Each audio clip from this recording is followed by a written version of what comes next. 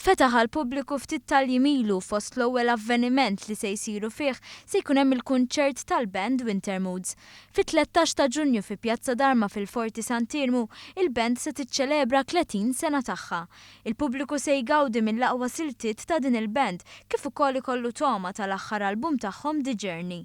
Il-pjazza tesa' 3000 ruħ u l-membri tal-Wintermoods se jagħmlu dak kollu possibbli biex il-kunċert ikun wieħed memorabbli.